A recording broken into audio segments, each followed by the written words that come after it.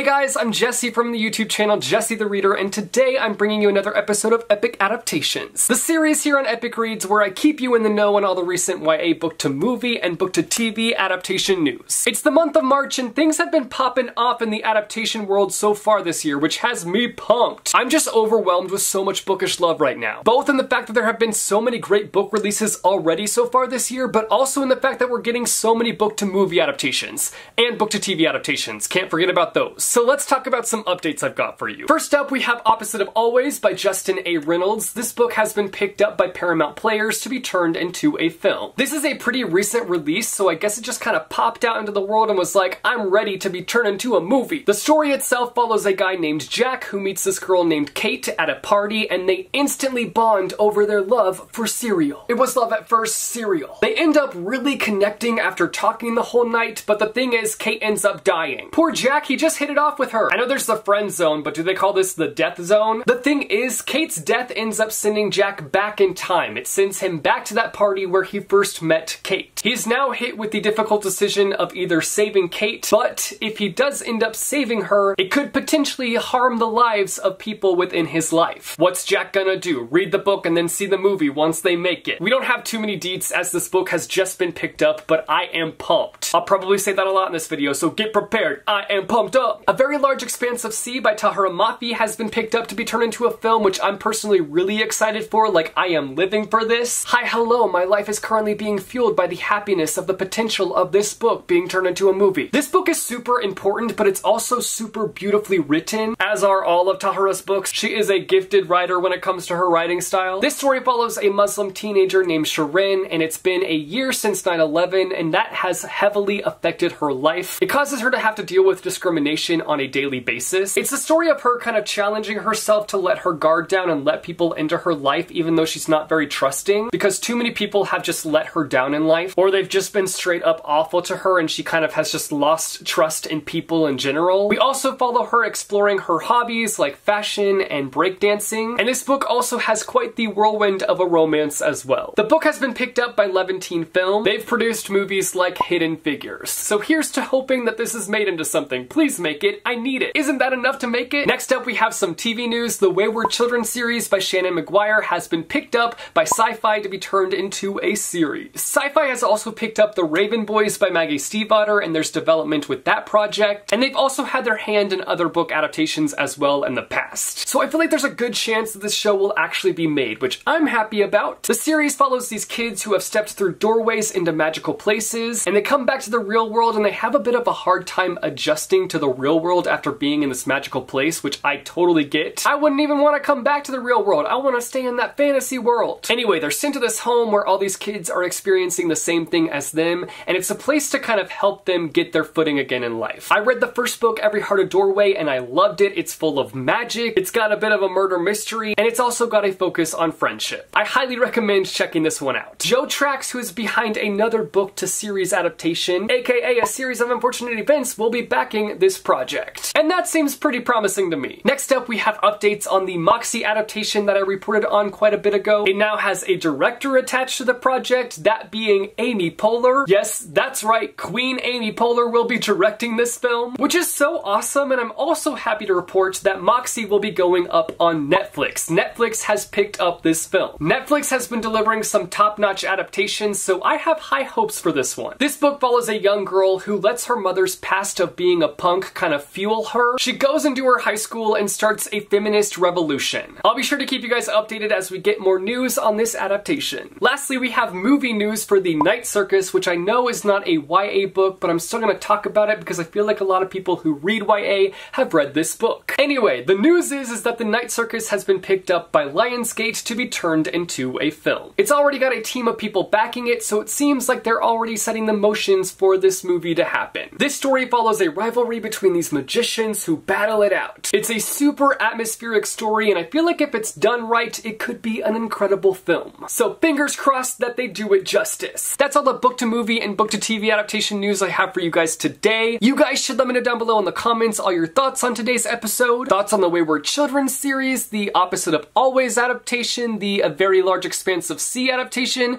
I want to know all your thoughts. Let me know them down below in the comments. As always, thank you guys so much for watching, and I will see you next next month with another episode of Epic Adaptations.